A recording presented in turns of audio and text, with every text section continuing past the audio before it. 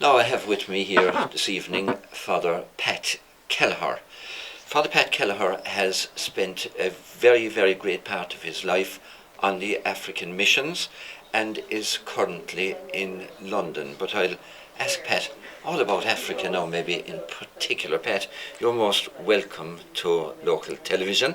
Thank you very much. And you're home for a holiday or a break at the moment, are you? I'm home from London at the moment. I have a nephew getting married. Very good. So you'll be doing the honours? Friday. I'm doing the honours on Friday. Very good. Yeah, That's yeah, excellent yeah. altogether. That's led from Kitui, is it? Yes, he's my nephew from Kitui, Aidan Kelleher. Aidan Kelleher. And he's getting married to a girl from Kilnamartha.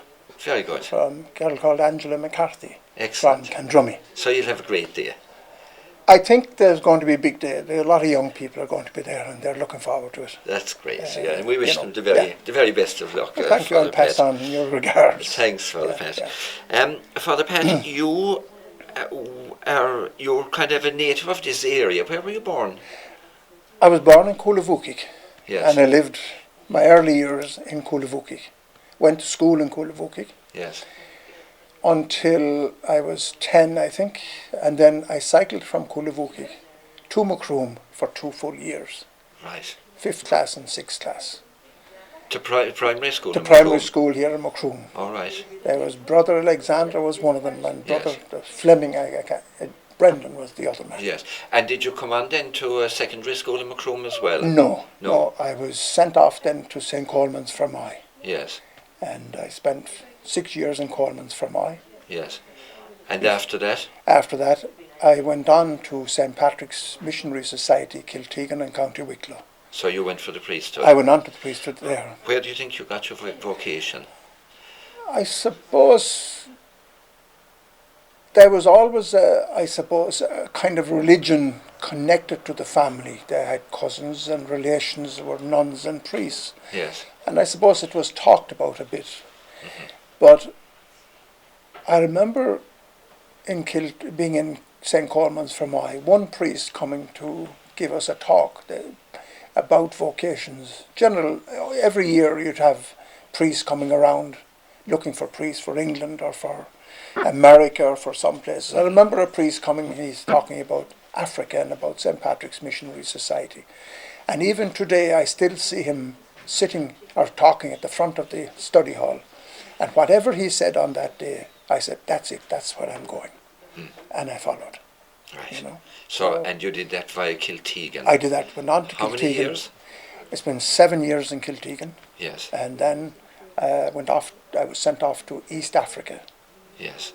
Can you remember to Kenya? Can you remember going off now in those days? Did you have to go for a number of years, or were you able to come home regularly? Our first tour was 3 years, the first tours. Yes. And then back home then for 3 months after 3 years. Okay. That changed later on to 2 years later on. Right, so yeah. So that wasn't every so bad. 2 years or 2.5 years. Yeah. They'll come back every 2.5. Oh, that wasn't so bad. So, Father Pat, you have a slide presentation here that you use, I know, when you're giving talks.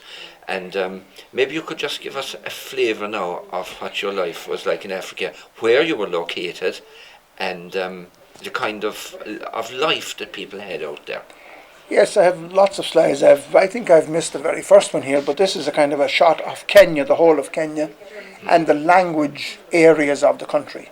These are, you can see the green on the right and the blue in the middle and so on. So it's a tribal country. It's a tribal country. There are about 33 different languages in the country. Some of them are related, but some are no relation to each other at all.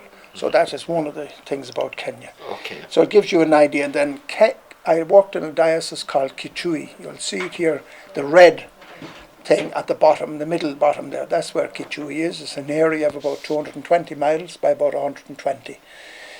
The people who live there are known as the Akamba people. They're about, at the moment, there would be reckoned about 700,000 people living there. St. Patrick's were asked to go there in 1956. We went to work there first, in that area of Kitui. Okay. It was an area that had little to recommend it at that time because it was an area where rain only came twice a year. It rained in April. It would be dry for 6 months. It might not rain again until the end of October. and then rain again on and off during November and December. And these were the rains that people depended on to get water, to get fodder for cattle and goats and so on. And I know you have some slides to show us I have, that, yeah, haven't you? some about the conditions. This is just a general view of where one place I lived in. It's an old photograph, so it's not great. This is just a few shots of the hill country. Quite a bit of it is hills and valleys in the centre of Kitui. Then there are outer areas are flat and semi-desert generally. Okay. Some more of the same. Some more of them. This is just quite a barren landscape, isn't it? It's semi-arid, by Yes. and large, semi-arid, Yes. depending on rains to get crops. What and kind so of temperatures are we talking about? We're talking from, in centigrade, we'd be talking the high 30s, 34, 35 in the hot season, down That's very to hard. up in the highlands of it, about 3.5 to 4,000 feet. You'd be talking about 22, 23 Yeah. at night time. We'd never get below 20 generally. Even in Yeah, the and cold rainfall? season. They say we get nearly the same rainfall as we get in Ireland, except we could get it all in one night. I have known 7 and 8 inches of rain a night. Yeah, the rainy season. The rainy season, it throws it down. How long did it last? It lasts the month of April, on and off during April, and again November and December. And nothing at all afterwards? Nothing in betweens, nothing in between. Nothing, No okay. in betweens. Very good. So that's and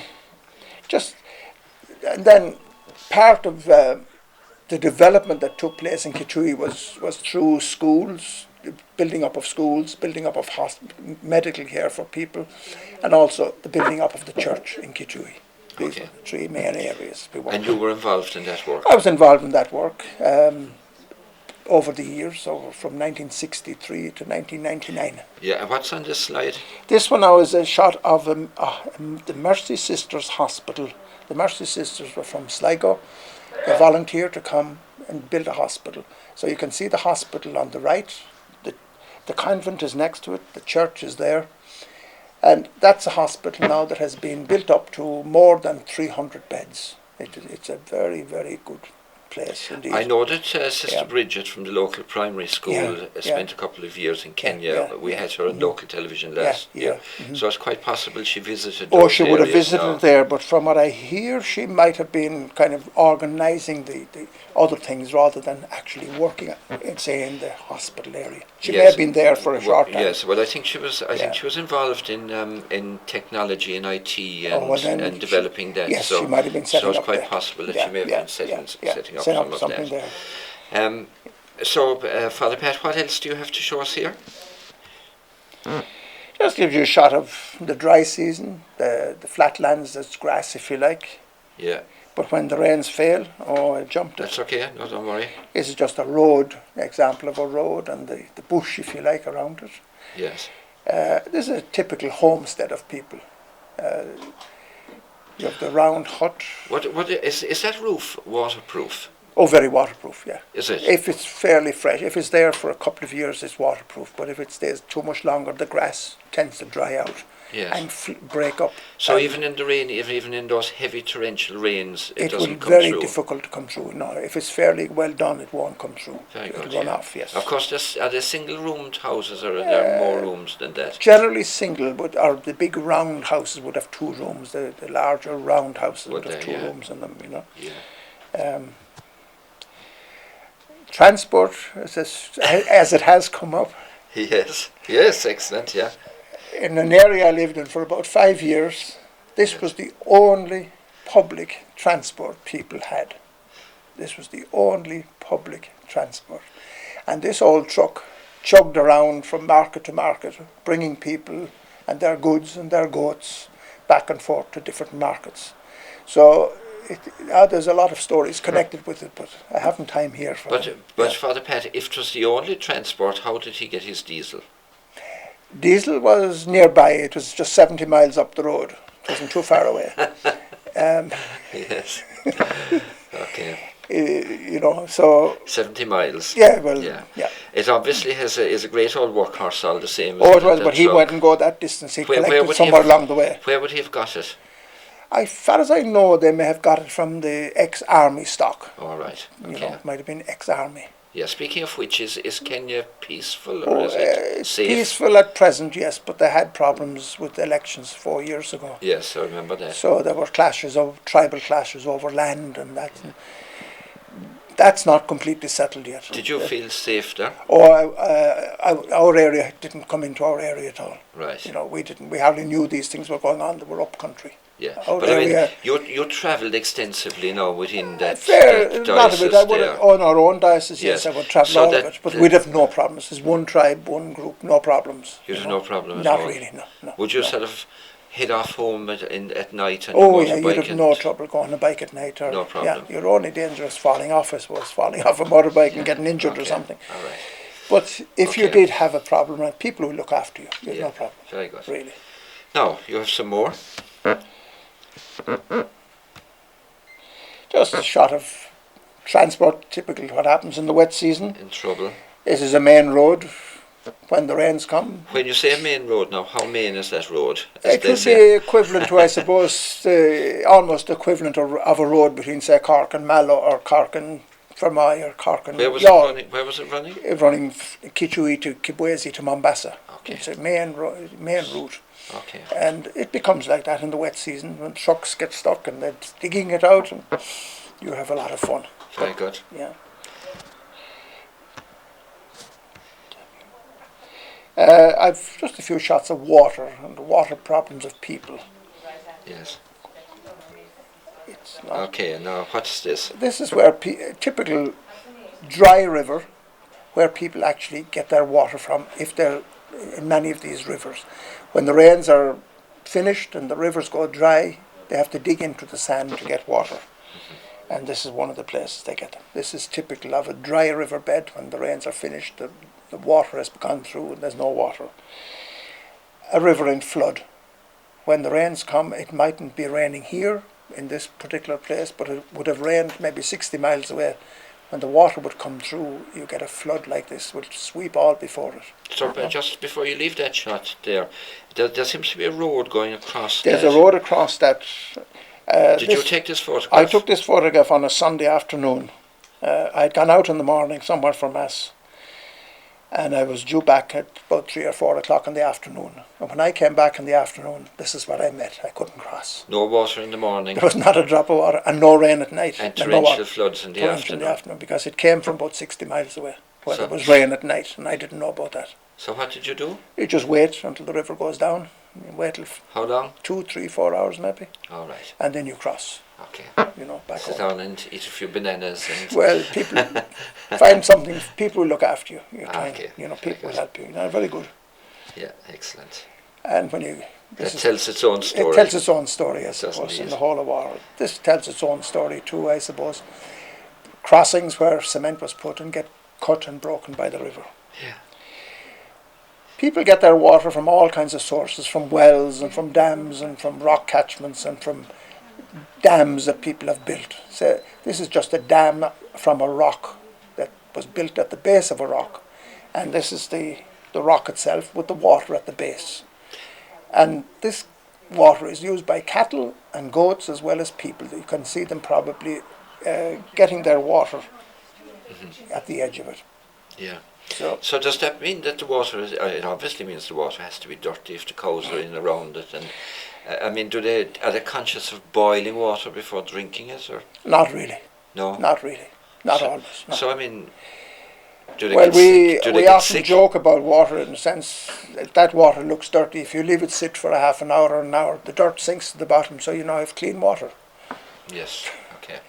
But people No belly gown or Tipperary crystal. Oh no, we don't have Stills those luxuries at all. No, we didn't have those luxuries. No, but it's certainly very sad for these people, though, It's that their children and themselves lots of problems, yes, sick lots of from stomach just problems. water alone. Can be water alone, yes, Yeah. especially in bad times when there's bad rains or poor rains. Yeah. The water then can be really poor. Yeah. This is just an example of what we do. We try to use a rock where there was a hole, build a little dam, use the rock to catch the water and store it for a month, 2 months, 3 months, or whatever length of time. And people would get their water from here, which would be a lot better than getting it from a dirty dam. For example, getting it in a place like this is another example. Or a place like this. This is a spring up on a hill, which was used by cattle. We harnessed it. We took water from this spring, about 14 kilometres one direction and about 5 kilometres in another direction, to supply people with water, because there were many, many problems with it. This is one of the collecting points, if you like, for this place. Father Pat, when you say we there now, were you involved in a hands-on operation? I was very much in hands-on, if you like, in a sense, directing the project, keeping the thing going with other people. Yes. Maybe trying to find, with the diocese had a development team, trying to be the coordinator of that. I was in fact, I was almost like the engineer and the technician and you name it. On some of these projects. Okay. We didn't have the expertise and we didn't have the money to pay the experts, if you like, to pay an engineer to do these projects and so on. So the diocese had their own engineer to design the projects. So we tried to keep the thing going, you know. There was a lot of... This was another spring which was harnessed by the government years ago. It's hard to see it because it comes from underground and it supports a lot of people. Just a few shots of it, and this is just where people collect their water from that particular spring. There's a little pipe coming out of it. People queue up for water, as you can see the queue of people here with their jerry cans. I've seen a couple of hundred jerry cans there from time to time, because people used to come into this point at one stage 18 miles coming in for water. There was no water where they came from. So we developed a number of wells. We dug wells and tried to improve out where they came from. So we did a few wells out there. Father Pat, when you say 18 miles now, they took home a certain supply, as much as they could carry. The donkey would be taking 4 jerry cans. And how long would it be? And the woman would be carrying another one on her back. And how long would it be before that same group would come back, or that same They person would usually try to travel at night because it was cool. But I mean, would they take home enough to do them for a week? It would be close to the week, yes. They'd be rationing it, yeah. They'd be rationing the water as much as possible. Yeah. And they'd be back a week later. Oh, very much so. So 18 miles to the well and 18 miles back to the tap and queue up for hours to get it, you know. So this is just a traditional well where water would lodge, if you like, on the ground. People would dig it, collect it. As the water level would drop, they would continue digging and digging down as it went down. And then this is an example of a well that has collapsed. The traditional well has collapsed. And the goats are in around it. And the goats are looking for water and probably looking for salt as well. The salt leak. Yes. This is typical of a local well scene where there are quite a few local wells here. People have dug into the soft, sandy soil, clay and soil, following the level of water down, fencing off their own little place, trying to supply water for themselves and for their cattle. But when the rains come and the little stream will flood, it's back to this. This is where their water is now, in the rainy season. And in this area, we dug this well close just beside it so that people have clean water all the time. This well produces a lot of water and it's always clean. That's got it's concrete. That's concrete bricks or blocks on top. Yeah. And it hasn't, as a pump has been put on that later on, a hand pump. But for the moment, it's lower down the bucket. Otherwise, it's that kind of scene where you get your water. This is a shot of a well, looking down into a well that was dug. There's a good shot here of protecting the well, building up the inside of it so as to protect it from collapse. Yeah, so that's concrete. That's concrete block. Made of blocks. Small concrete blocks built up. And did the people physically crawled down into that well, or they walked down, climbed down into that well? Down, no problem. And I mean, give us an idea of the diameter there. The diameter is 5 feet. The diameter of the well is 5 feet, and you dig 5 feet. Continue digging 5 feet until you come to hard soil. Then you reduce to 3 feet, and you go on 3 feet down from there. So the little shelf that is left is from that shelf up to the top that we protect. because you put in the concrete concrete blocks. block is put into that. And because the soil underneath is harder, Yes, and below it's hard. It won't collapse. It won't collapse, yeah. Very good. And this is an example of two young lads digging a well. And you can see the concrete blocks in the background that were used or will be used to protect the well. And the rubble and the rock and the stone that has come up. In excavating this rock now, I mean, that's quite clearly rock there that's been taken out of that. Yeah. Mm-hmm. How is that done? Hammer and chisel. Just hammer and chisel? Hammer and chisel. He's working in a 3-foot diameter. One fella? One lad down below. Yeah. And he cuts half of it. Yes. And then this bucketed up. Then he removes the other half. He does half by half. I see. You know, yeah. And tries to keep the straight line. How long does it take to dig one of these? Say that particular well. That particular well went to 85 feet. And how long did that take to dig out? I think it took more than 3 months, 3-4 months. Really? And that's working on it every day? That's every day working on it, yes. And pulling it up in buckets. And how many is it just a work group that would be brought together for this, or is it? We were paying them, and the group were also helping them with food. To dig. We were paying them so much. Yeah, it's interesting. Really. The actual mechanics of the thing is interesting, really. That looks the finished project, if you like, with the lovely clean water down there. Lovely clean water as compared to what they could have. And I noticed there seemed to be steps in along it. Yes, so as the blocks were being put in, we put in metal steps so that people can climb down. They go down only a part of it. They wouldn't go to the bottom, only that top half of it. Just where the concrete is. All, yeah. After that, they used the wall. Okay. Tell me, Father Pat, you know, we've talked quite a lot about water there and that. When did you find time to be a priest? Well, in a sense, you were a priest all the time because it was a very basic country community, and you were always out among the people. Yes. And no matter where you worked, for example, in a particular parish there, and parish where that well was, I had something like 21 or 22 out churches in the parish. So there was something going on in every one of them. Every community would be trying to do something, whether it's improving the water quality, in trying to improve seed quality, or the goats' quality that they might have had. There was always something extra going on as well that you kind of were involved in, with people, encouraging people to grow and to develop. It might be the building up of the local church or the local nursery school or the local school. So in a sense, you were a priest full time. You were also kind of a mechanic and an engineer and all kinds of things as well. But your main, I suppose, was to feed the hungry, to help the poor, and give them a hope in their lives, give them a bit of hope and dignity in their lives. Living the gospel. Living the gospel, if you like. You know. Very good. That's now, Father Pat, you came back from. I know you have a huge amount of information here, and we can just get a flavour of it today. You came back from Kenya, and you are now based in England, I believe. Yes, I came back because our diocese, the Diocese of Kitui, where I worked, became self-sufficient in priests, with their own bishop, their own priests, their own nuns and brothers and so on.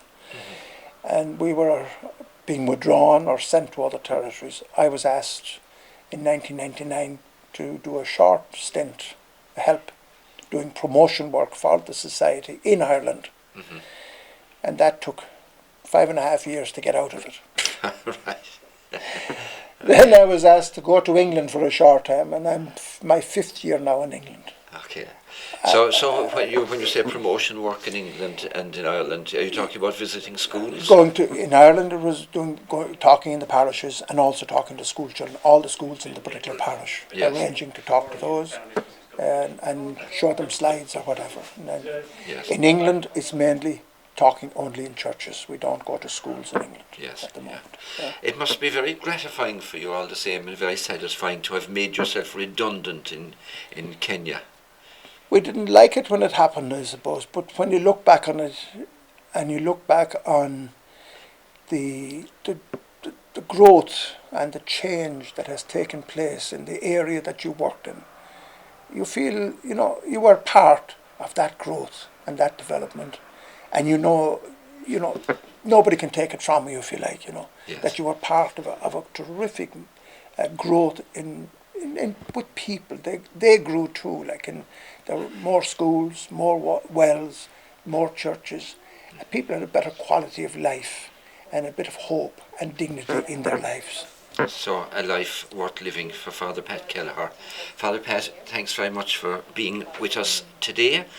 And I know there's lots more that you could talk about, and I know that you have a great wealth of stories and slides and images coming from Kitui in Kenya. Thank you very much, Father Pat, and we wish you the very best continuing with your work. Can I just check with you, are you available any more now for talks in Ireland, or is that finished? Is that something that you can't? Oh, it's no problem. If I'm asked to come back to Ireland by my superiors to talk in Ireland or work in Ireland, it's no problem. I'm not my own boss, if you like. In that regard, I just wondered whether or not. Oh, they can invite me back. I can invite back. So once again, Father Pat, thanks very much indeed, and a pleasure talking to you. Thank you very much, Brendan. Thank you. Thank you. We might meet again.